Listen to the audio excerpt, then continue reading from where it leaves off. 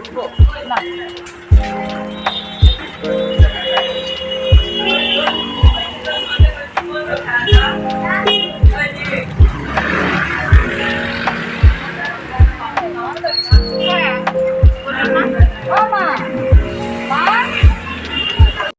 Hello বন্ধুরা, নমস্কার। আমি সুনিতা প্রসাদ।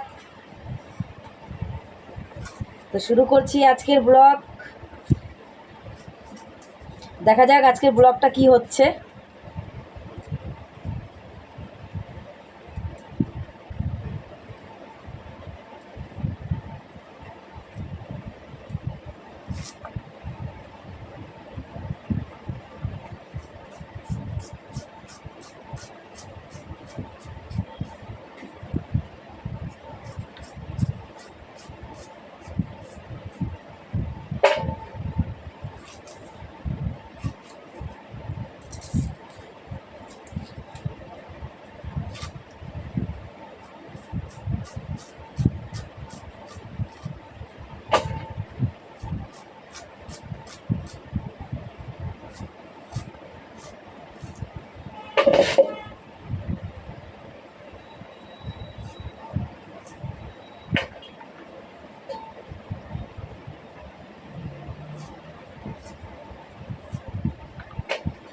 বৃষ্টি পড়ছে,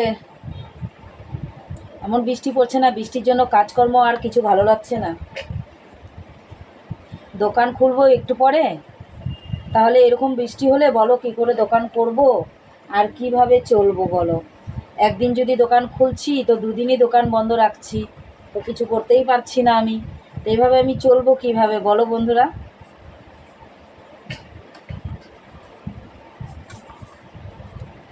মেয়ে গেছে স্কুলে, এখন পর্যন্ত বৃষ্টির জন্য আসতে পারেনি।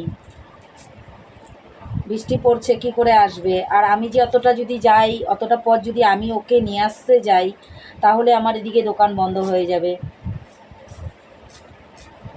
তখন আর কি করব বলো। কাজেই একটু অপেক্ষা করতে লাগবে। মেয়ে চলে আসবে, একা একাই চলে আসবে। টোটো মধ্যে করে চলে আসে ও। আনতে যাই না অবশ্য, কিন্তু ছাতা নিয়ে যায়নি তো একটু টেনশন হচ্ছে মেয়ের জন্য।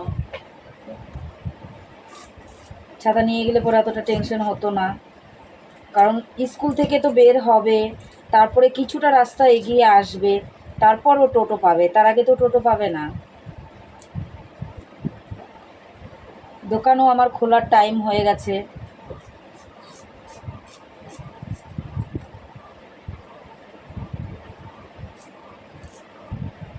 মা মাঠে গেছে শাক আনতে, এখনও মা আসেনি মাঠ থেকে। এই বৃষ্টির মধ্যে যে কিভাবে মানুষটা শাক তুলছে, এটাই চিন্তা করছি। আজ আমিও যেতে চাইলাম সকালে মার সাথে, মা যেতে দিল না। মা বলল থাক, তোকে যেতে হবে না, তুই বাড়িতে থাক।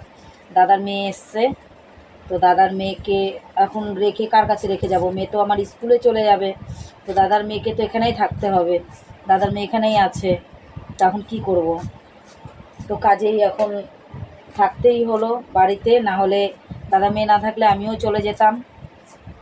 দাদার মেয়েরও টিউশনি আছে।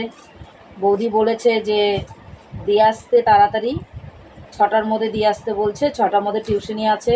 এখন মেয়ে আমার স্কুল থেকে আসবে, তারপর দিয়ে আসবে।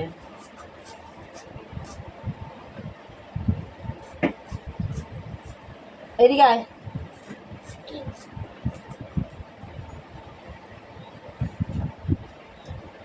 এই দেখো আমার দাদার মেয়ে, এটা। আজ আমি ওকে নিয়ে একটা শর্ট ভিডিও বানিয়েছি। জানি না কেমন হবে, আমি তো ভিডিও বানাই না ওভাবে, মানে যদিও বানাই তো মুখে গান করেই বানাই, তো ওরকম ভিডিও বানানোটা কীরকম হয়েছে আমি জানি না। তো ফার্স্ট টাইম আমি ওইভাবে ভিডিও বানালাম, দাদার মেয়েকে সাথে করে নিয়ে একটা ভিডিও বানালাম। দেখি একটা চিহ্ন থেকে যাবে আমার কাছে, তার জন্য একটা বানিয়ে দিলাম। তোমাদের কেমন লাগছে আমি জানি না।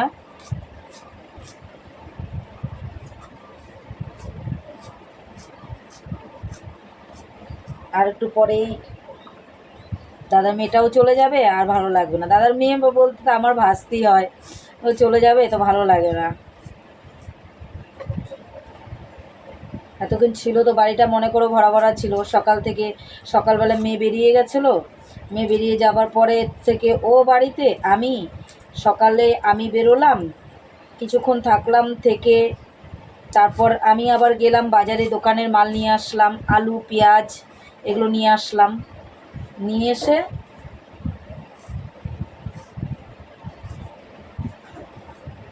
আলু পেঁয়াজ নিয়ে আসলাম, নিয়ে এসে দোকানের আলু টালু সিদ্ধ করলাম। তো একটা সপ্তাহের মতন দোকানটা আমি বন্ধ রেখেছিলাম, আমার অসুবিধা ছিল, তার জন্য এক সপ্তাহ দোকান বন্ধ রেখেছিলাম। এক সপ্তাহ পর আমি পরশু থেকে দোকানটা আবার খুলছি। তো ঘুগনি বানাতাম দোকানে, তখন তো ঘুগনিটাও বানাচ্ছি না আমি কয়দিন থেকে, কারণ দোকানটা কতদিন বন্ধ ছিল না। তো এখন যদি ঘুগনিটাও যদি মনে করো বানাই, যদি না চলে বলো, লস তো আমারই হবে না বলো, তাহলে কি করব? তার জন্য ভাবলাম যে ঘুগনি বানাবো না। তো 2 দিন থেকে পেঁয়াজি, আলুর চপ, ব্রেড পকোড়া, বাস এটুকুই হয়ে যাচ্ছে, আর তো কোনো কিছু বানাচ্ছি না। এখন দেখি আস্তে আস্তে, ইচ্ছে আছে চাউমিনের দোকান করার, কিন্তু করে উঠতে পারছি না বন্ধুরা। একটা মেয়ে ছেলে মানুষ কত সামলাবো বলো? একটা ভাজা পোড়ার দোকান করে সংসার চালানো কি মুখের কথা? একটা ভাজা পোড়া দোকানে কত টাকা ইনকাম? তো চলো যাওয়া যাক দোকানে। বৃষ্টি এখন একটু কমেছে, তখন যাচ্ছি আমি আমার দোকানটা খুলতে। আমার সাথে সাথে তোমরাও চলো। তো দেখতে পাচ্ছ বাহুবলীর মতন আমি সিলিন্ডার নিয়ে যাচ্ছি। অনেকই গল্প করলাম আজ তোমাদের সাথে একটু বসে, কিন্তু গল্পটা আমি তোমাদের সাথে করেছি, জানি না তোমরা শুনবে কি শুনবে না। আশা করে থাকবো যে তোমরা আমার গল্পগুলো নিশ্চয়ই শুনবে এবং আমার ব্লগটি তোমরা দেখবে। তো দেখো বৃষ্টির মধ্যে ভিজে ভিজে আমি নিয়ে যাচ্ছি, ভিজে ভিজে আসছি, কি করব? এখন বৃষ্টির দিকে যদি তাকিয়ে থাকি তাহলে তো আমার তো আজ দোকান করা হবে না। কিন্তু জানো বন্ধুরা, আমার দোকান না করলে আমার সংসার চলবে না, দোকান না করলে আমার সংসার অচল বলা চলে। তো আমাকে দোকান করতেই হবে, চাই বৃষ্টি পড়ুক আর যাই পড়ুক।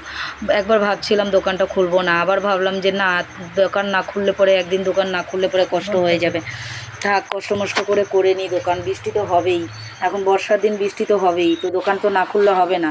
তো দেখো আস্তে আস্তে আমি সব জিনিসগুলো নিয়ে যাচ্ছি দোকানে। এই যে দেখো দোকানে লাইট টাইট জ্বালিয়ে দিয়েছিলাম, তখন অন্ধকার দেখা যাচ্ছিলো, কারণ কি তখন লাইট লাগানো হয়েছিল না। তো ভাবলাম আগে জিনিসগুলো নিয়ে এসে নিই, তারপরে লাইট লাগাবো।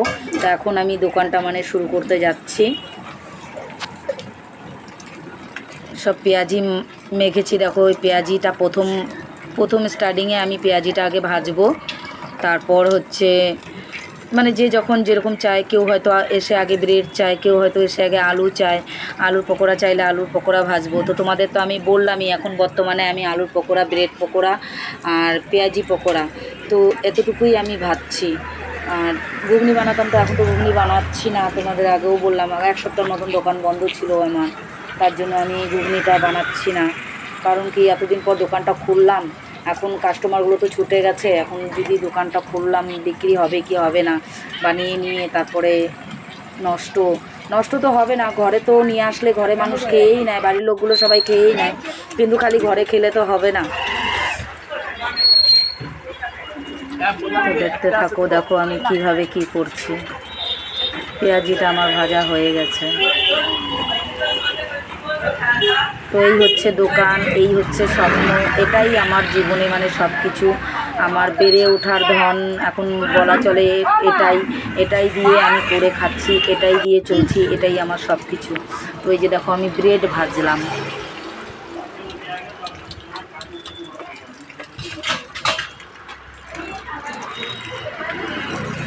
ভাজা হয়ে গেছে, এগুলো হচ্ছে ব্রেড পকোড়া। আর গামলার মধ্যে দেখতে পাচ্ছ, গামলার মধ্যে আলু, তাহলে কতটা আলু আছে বলো ওর মধ্যে। এখন আমি আলুর চপ ভাজছি।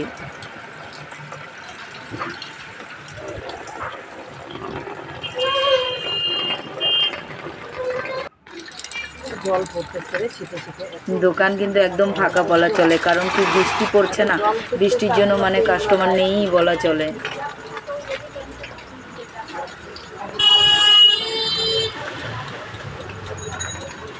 দেখো আলুর চপটা আমার ভাজা হয়ে গেছে।